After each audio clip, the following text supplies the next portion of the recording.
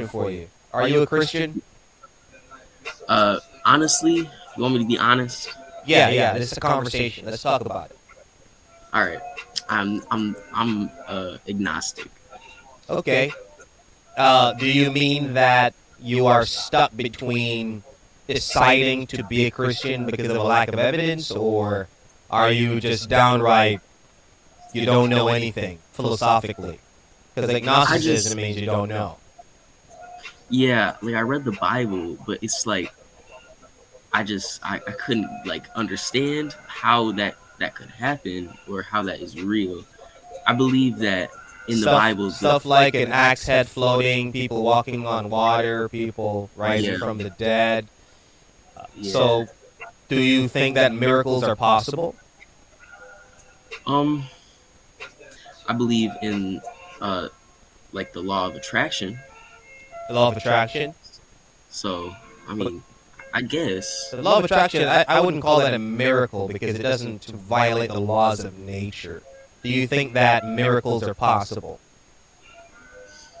uh no.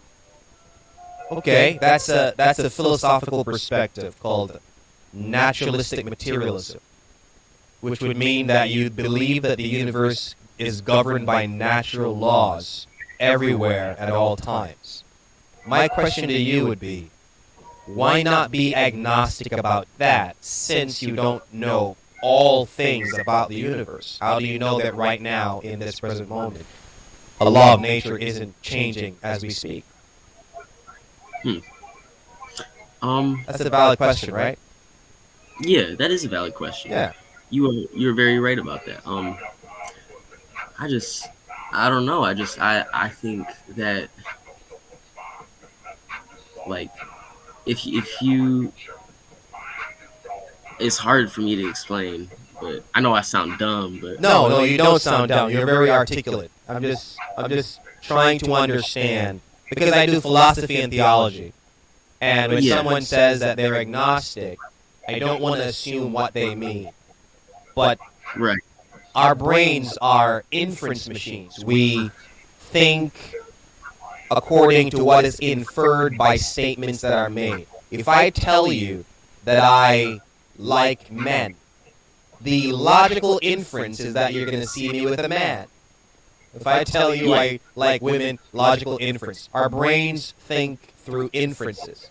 So when you say you're agnostic and you also say that you believe the world is governed by natural law, none of us know everything about the universe, which would right, then logically infer that maybe that's what I can be agnostic about since I don't know if there's a miracle out there. It's best if I say there could be a miracle, but I haven't seen one yet.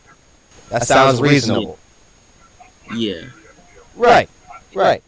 And then the question then becomes, do you believe that God exists? Um, I've actually thought about that quite a bit, and I don't know. He very well might exist. I've asked for signs, and I've gotten events that happen to me, but I just don't know if it's a coincidence or if that's him.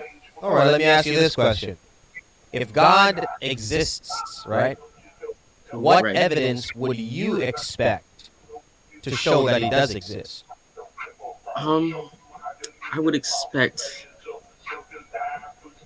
I don't know what Because if you said, I would expect to see fiery chariots flying out of the sky, I could simply say, how would you know that that's not an hallucination? And if you saw fiery chariots in the sky and no one else saw that, how would you know with absolute certainty that you're not hallucinating? Right. Um, I wouldn't be able to know. Right. So that means that if I give you this line of evidence, not that you should believe because of the evidence, but you should believe because of the philosophical impossibility of there not being a God, which we can talk about later. But this is the evidence I would give. The resurrection of Jesus Christ. Historically, it has been shown that over 500 people saw the resurrected Christ and then preached him to everyone they saw and bore the death penalty because of what they saw. They preached what they saw. Many skeptics have said that it was an hallucination. The reason why that can't be so is because you don't have groups of people having illusions of the same thing.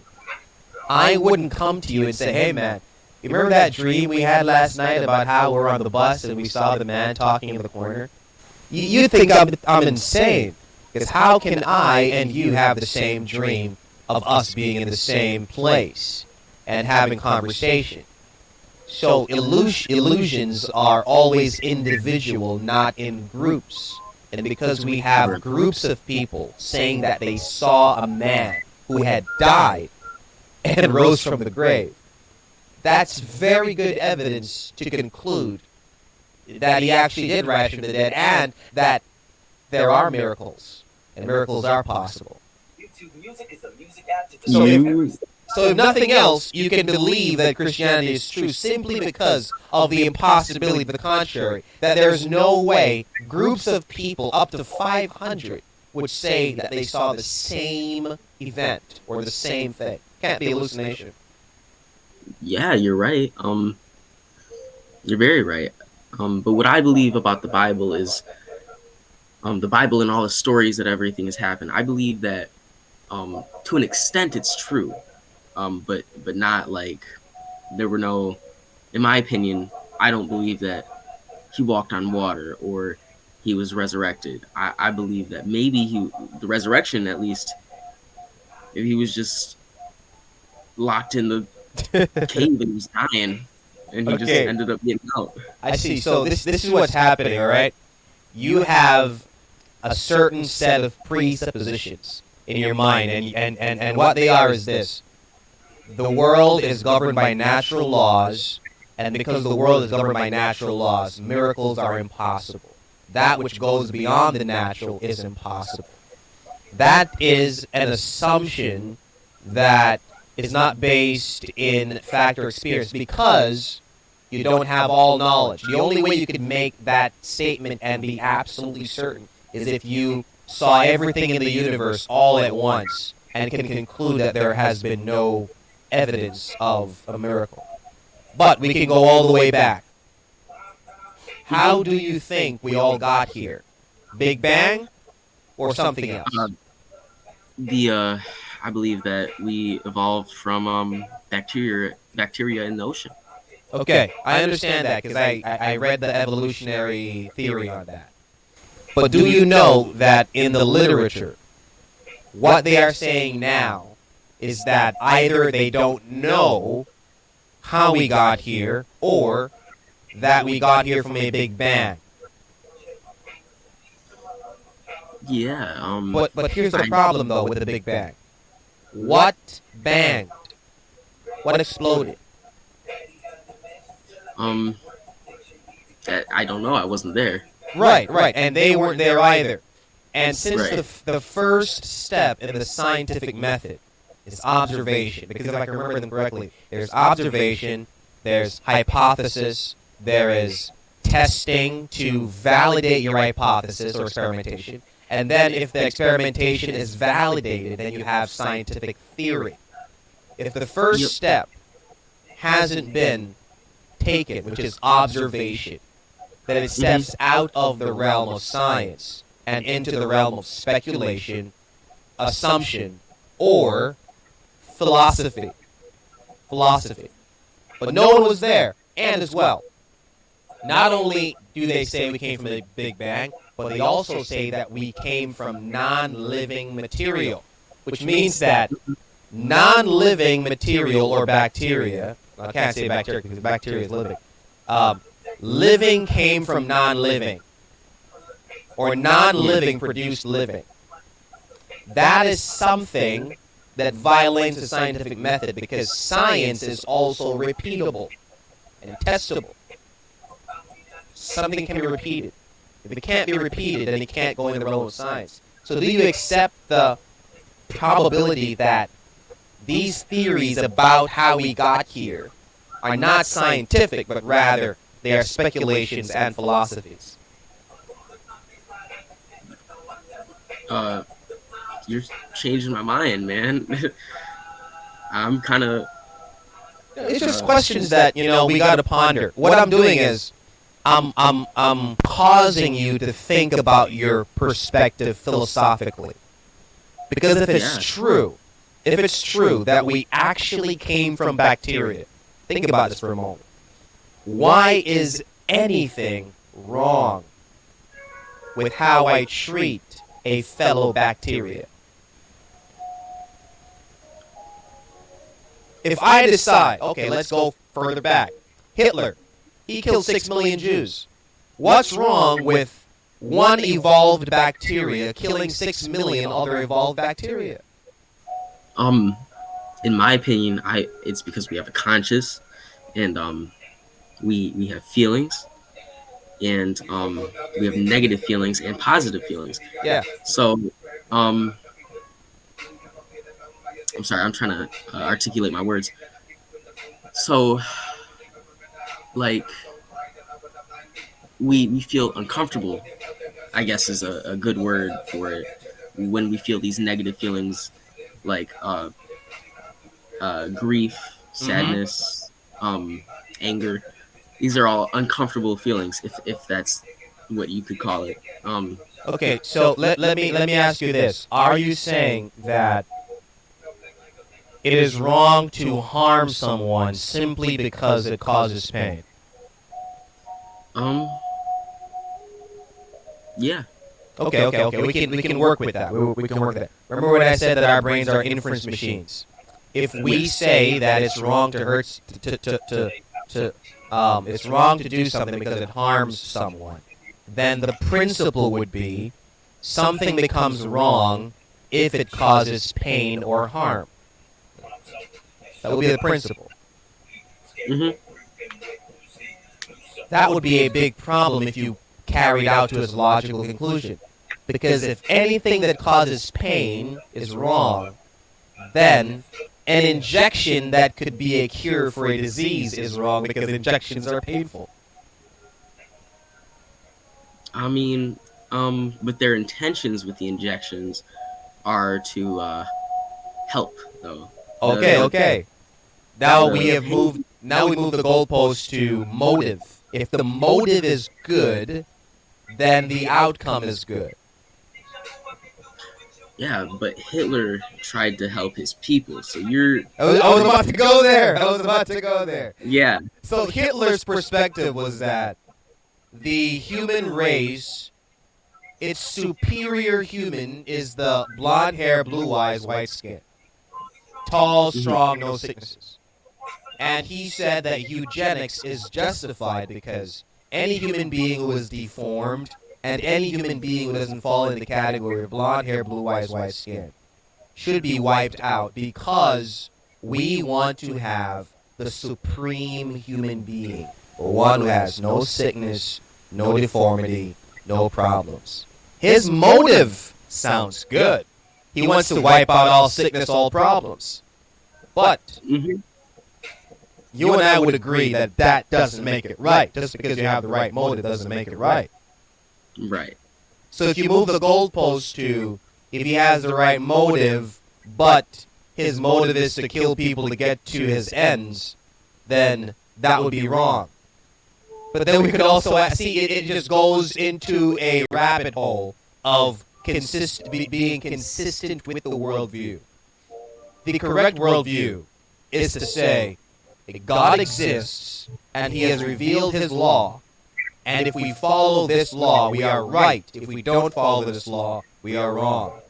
That's the only way to go. Otherwise, it becomes subjective.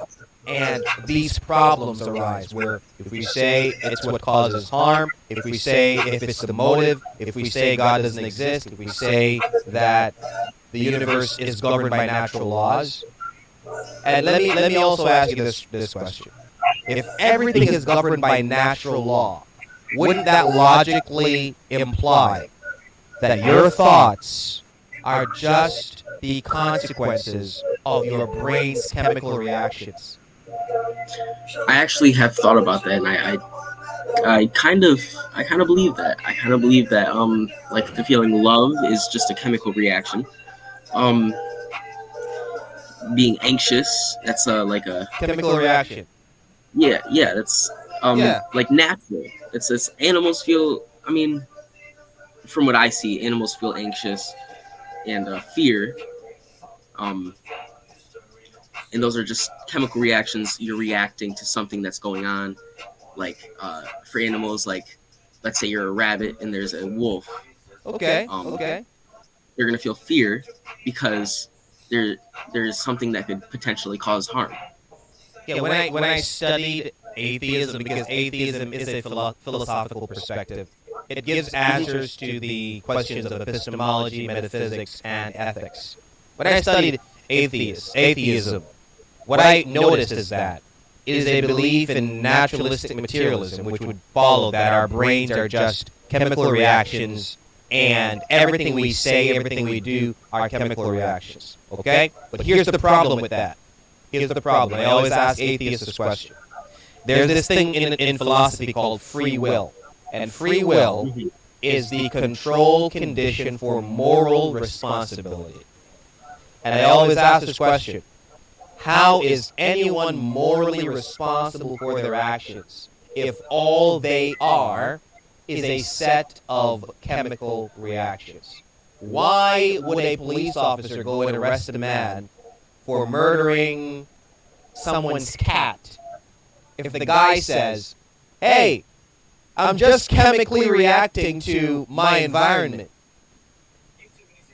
Why is there consequences for actions that are uncontrolled, since everything we do is just a result of our enslavement to our chemical reactions? You see the problem? So everything I'm saying, everything I'm doing, everywhere I go today, the way I drive, the way I interact with people, is just my enslavement to my chemical reactions, which would justify crimes, lying, stealing. As a matter of fact, justify everything that I do, good or bad. What argument would there be against someone who, like Jeffrey Dahmer, who used to go to clubs, take men home, kill them, skin them, cut their heads off, and save their skeletons? He's just operating off of chemical reactions. You see what I'm saying? I do see what you're saying. It shows philosophical problems. So my advice to you, man, is this. Look into it some more. Look into Christianity some more. Look into your philosophical perspective some more, and ask yourself the question. Does my philosophical perspective or my view give me consistency and take me out of all the problems that come with my belief, such as the questions that I gave earlier? See what I'm saying? I do.